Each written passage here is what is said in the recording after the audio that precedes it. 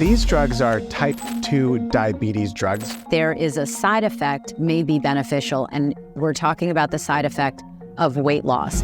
A lot of people would like to lose a few pounds. Worldwide, 1 billion people suffer from obesity, including 40% of the US population. 80% of Americans are technically overweight, with 50% of teenagers meeting the criteria. So the market for weight loss solutions that require little effort is enormous. Recently, doctors, journalists, and social media influencers have been enchanted by a new wonder drug, Ozempic. Novo Nordisk, the company that makes Ozempic, recently became the most valuable company in Europe, surpassing the French conglomerate LVMH, which owns Louis Vuitton, Christian Dior, Tiffany, and basically every other luxury brand you can think of. The margins on LVMH's products are world-class, but not everyone can afford a $3,000 handbag, especially when healthcare costs account for 18% of US GDP, meaning nearly 1 in every $5 spent in the economy goes towards healthcare. And because Novo Nordisk has a patent on GLP-1 drug solutions, including Ozempic and Wegovy, their projections for future revenues are through the roof. But this begs a few questions. How safe is a GLP wonder drug? Why is the market for weight loss so big when just a few generations ago, people looked like this? Despite higher rates of smoking, no CrossFit gyms, and barely anyone worrying about probiotics or plant-based diets. What the f*** is going on? And to what lengths will Big Pharma go to convince you that weight gain is a chronic medical condition, so they can sell you a lifetime subscription to Ozempic? Buckle up.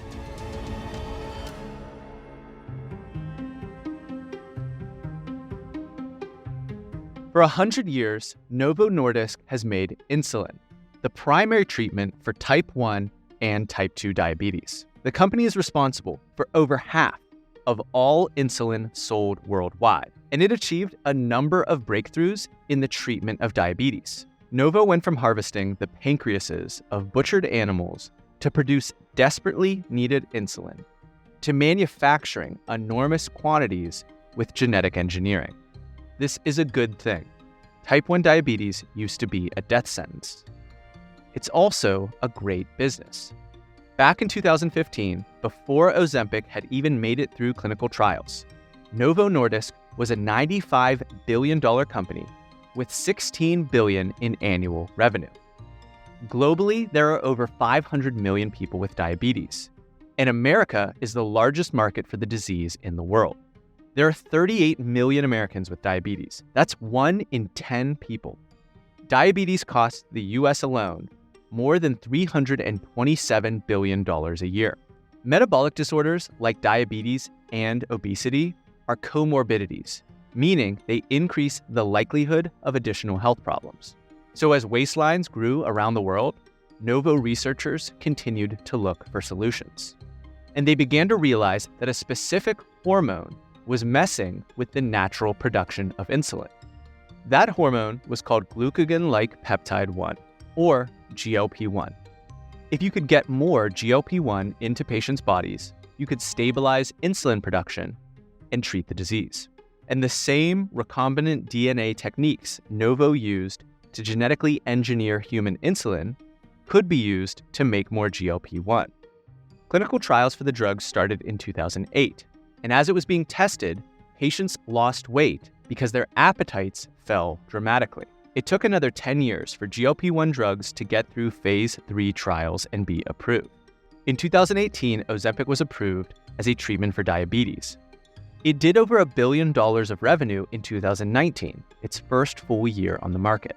The only problem was that Ozempic was severely supply constrained. It could have done a lot more. Even today, Novo leadership says that these drugs could do a lot more revenue if they could just ramp production. If I knew exactly what the demand would be, it would be easy to answer. Most likely, we'll still see a number of years where demand will be larger than what we can supply and probably also what competition can supply. Why? Well, it wasn't just a diabetes solution. Doctors were legally allowed to prescribe the drugs off-label. So, they could give it to you to lose weight. The best way to treat obesity is with diet and exercise. Now, some people are going to comment on this video saying that I'm bigoted or racist or exclusionary for saying that. Well, then you'd also have to call the former CEO of Novo Nordisk that too. As recently as 2005, Novo Nordisk's then CEO, Lars Sørensen, said obesity is primarily a social and culture problem. It should be solved by means of a radical restructuring of society. There is no business for Novo Nordisk in that area. But in the early 2010s, a collection of academic literature began to argue that obesity should be categorized as a chronic disease. A 2012 paper argued that obesity is progressive and creates future complications and physiological dysfunction. A 2013 paper argued that willpower is not enough for some people to overcome obesity's biological, environmental, and psychological underpinnings. It's the same as diabetes or asthma and requires an individualized treatment plan. This all serves as the foundation with which to train doctors to say stuff like this. The biggest misconception about weight and obesity is that somehow your weight is under your control. Obesity is a disease of the pathways that regulate your energy balance. What's your takeaway when a doctor looks you in the eyes and tells you that? You can see why one of her patients would think, I don't have any agency in my life. I'm not responsible for the food I choose to eat or whether or not I decide to exercise. Look, you could get to this part of the video and wonder, does this guy have a medical degree? Is he qualified to read these academic papers? No, not at all.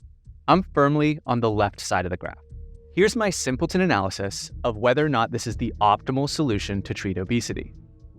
I watched every Ozempic commercial, and like other drug commercials, they have a disclaimer at the end covering the side effects. Here it is. Stop Ozempic and get medical help right away if you get a lump or swelling in your neck, severe stomach pain, or an allergic reaction. Serious side effects may include pancreatitis. Gallbladder problems may occur. Tell your provider about vision problems or changes. Taking Ozempic with the sulfonylurea or insulin may increase low blood sugar risk.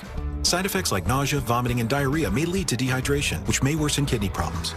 Now let's compare that to replacing your Oreos with an apple. Does that require any such warning?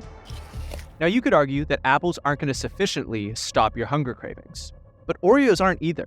They're actually designed to stimulate your instinct to binge. But there are foods that are demonstrably effective at reducing your appetite. You could consume more protein, which takes the longest amount of time for your body to digest. Or you could drink a caffeinated beverage. Don't trust me, trust a guy who's on the other side of the midwit meme. There's one particular caffeine source, which is yerba mate, and there's some other forms of teas similar to yerba mate that stimulate the release of GLP-1 significantly. There's just no way for a pharmaceutical Goliath to profit off of your morning tea routine. They prefer that half the nation's population be pre-diabetic. That's a really big market. In 2020, right as Ozempic was taking off, Novo Nordisk's market cap surpassed $100 billion. In the summer of 2021, it hit $250 billion. By the end of 2022, it hit $300 billion. Remember, 2022 was the worst year in financial markets since the 2008 crisis.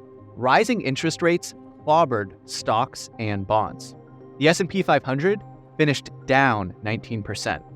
The Dow Jones Industrial Average fell 11%, and the NASDAQ Composite 33%. Novo Nordisk was up through it all. At the time of this recording, it's near $475 billion, trending towards a $500 billion market cap. In the last 5 years, revenue has climbed from $20 billion to $33 billion. The company has completely transitioned to a GLP-1 focus. 51% of their revenue came from diabetes-focused GLP-1 drugs, and an additional 18% from obesity-related GLP-1. So 69% of their revenue is from one drug. Insulin has dropped to just 22% of their revenue, and the margins on Ozempic are excellent. Novo makes $12 billion a year in profit, with better margins than the world's top software companies. They run at about 84%. Microsoft has a gross margin of 70%. A 2022 study by the National Institutes of Health found that most pharma companies average around 76% margins. And investors continue to pile into Novo Nordisk stock because an Ozempic prescription is a very profitable sale. In the US, the price of Ozempic to treat diabetes is north of $1,000 per month, and Wegovy for weight loss is north of $1,300 before insurance. That's per month, easily over $12,000 a year. Rich New Yorkers and Hollywood stars will just pay out of pocket if they don't have coverage. Everybody looks so great. When I look around this room, I can't help but wonder, is Ozempic right for me? Patients with a prescription will still pay 25 to 50% of the cost of the drug. To compare, other blockbuster drugs like Lipitor and Prozac are just $100 or $500 a month without insurance. And like both of those drugs, pharma companies don't ever intend for you to stop taking it. As soon as patients stop taking Ozempic, their increased appetite and cravings return, usually accompanied by weight gain. A 2022 study showed that 1 year after stopping Ozempic, people gained back at least 2/3 of the weight they had originally lost. In the study, people who lost the most weight with Ozempic also gained the most weight back. So let's say you were on Ozempic for 9 months and lose 30 pounds. You cycle off and gain 20 of those pounds back. You would have paid $9,000 to lose 10 pounds, or $900 per pound. You could double someone's grocery budget and give them a dedicated personal trainer and still come in under that number. And it wouldn't come with all the side effects. These new medications are analogs of naturally occurring hormones that your body makes. And when the food goes through your intestines, those cells in the intestine makes these hormones, and the hormones go to the brain and say you're full. 3 patients who had sort of a severe effect of that actually caused, or their doctors think perhaps caused, stomach paralysis or gastroparesis, a severe form of that, and that can cause severe vomiting and nausea. And of course, GI effects are known side effects of these medicines. You can see in clinical trials, nausea was felt by 20% of patients on Ozempic, 44% of patients on Wegovy, which is a higher dose of Ozempic, essentially for weight loss. They confirmed what I kind of suspected was I was severely dehydrated, and that can happen when you take some of these drugs. There's research on Tegus that indicates that as many as 68% of people churn off of their GLP-1 drug within 1 year of it being prescribed. Why would they do that if it's a transformative miracle drug? The New York Times has documented how Ozempic users lose considerable muscle mass while taking the drug. This is a problem for everyone, but it is particularly dangerous for the elderly, where a loss of muscle mass can lead to a dangerous fall.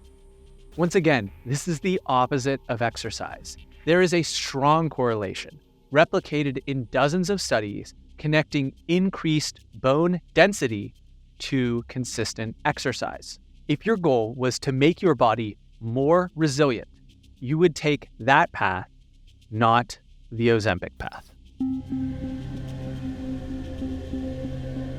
It should be clear by now that I'm an advocate for treating the root problem and not covering it up with a quick fix. Remember those studies saying that obesity is not about individual responsibility? They're used to justify pharmacological interventions and to argue that there should not be bias against people that are overweight or obese. I'm not sure I'm on board with all that, but they do call for systemic change, and that I absolutely agree with. The fundamental cause of the obesity epidemic in the United States is the corruption of our food system. America has the best geography of any nation on Earth. The Great Plains yield fantastic agricultural bounties that dwarf other great agricultural nations like Argentina, France, New Zealand, and Russia. Yet, instead of filling its citizens' stomachs with fruits and vegetables, the government subsidizes the production of corn, soy, and grains that serve as the primary ingredients in highly processed foods. The origins of this legislation was well-intentioned. In an effort to win World War II, the government needed shelf-stable foods that could be shipped across the ocean to feed soldiers on the front lines. American farmers answered the call, just as Rosie the Riveter and the rest of American industry stepped up domestic production. But inertia has kept those policies marching along more than a half-century later. The biggest food conglomerates benefit from the subsidization of the inputs for their salty snacks, cereals, and pet food. The mass-produced wheat in your cereals and crackers is sprayed with Roundup. The soybean oil in your salad dressings, frozen pizza, and chips is directly correlated with increased likelihood of heart disease. The average American diet is designed to make you fat and lazy. I am not arguing that this is some grand conspiracy. The food companies have responded to the incentives put in place by the system of governance. Folks stuck in lower socioeconomic status are going to buy the foods that are the most affordable. And politicians don't get elected for telling you that they're going to make you eat vegetables. This is a problem that has metastasized over decades and needs to be addressed at the root cause. Surprisingly, it also requires the attention of anyone focused on national security. A Pentagon study shows 77% of young Americans would not qualify for military service. They're either overweight, fighting drug addictions, or have other health problems. The US is currently engaged in conflicts in Eastern Europe and in the Middle East. If an additional conflict were to emerge in East Asia, which is something that we've predicted on this channel, then the country's military personnel would be stretched thin. And if the fighting force were to turn to folks who had dropped weight with Ozempic but lost muscle mass, it would not be formidable enough to accomplish America's security objectives. This is a really big problem. There's no quick fix. Looking for one is the type of thinking that got us into this mess. The first thing that needs to happen is a reassessment of farm subsidies. Old justifications are outdated. Price fluctuations for agricultural commodities can be managed through the trade of commodity futures. Any sizable farming operation is capable of managing this themselves without government intervention. If there is concern about having adequate allocations of shelf-stable foods for a wartime scenario, that can be accomplished with a far smaller budget than is currently allocated towards subsidies. If any other foods are going to be subsidized, they should be able to demonstrate a tangible, positive impact on Americans' health. Eggs, beef, root vegetables all fit that bill. Next, we need to ignore or maybe ban public advocacy about specific pharmacological intervention. Pharmaceutical advertising and political lobbying distorts our information environment. Big pharma's always going to have a bigger budget for that stuff than an apple farm. And legislators are not equipped to make medical choices for you. The only people that should make those calls are you, your family, and your doctor, assuming they abide by the Hippocratic oath that they took. And finally, we need to celebrate anyone that takes responsibility for their metabolic health. If you're overweight and feel anxiety about going to the gym, please hear me when I say that no one is judging you for arriving at the gym out of shape. Everyone is there to improve themselves, and we all start in different places. If we're going to shame anyone, let it be the people that record other people working out that don't quite know what they're doing. That's despicable. The gym should be a place that welcomes anyone trying to better themselves. I hope this video impacts some people. I know how audacious some of my recommendations are. I just felt compelled to make it. I also didn't know where to put this in the rest of the video, but listen to the music that they use in the Ozempic ad. If you played that back without its very ending, it's the famous song by the Scottish pop rock band Pilot. They're clearly replacing magic with Ozempic in order to position their drug as a miracle. I don't think it is. I think it's an insufficient bandage on the gaping wound that is metabolic disorder. If you think someone would find this video helpful, please share it with them. Thank you.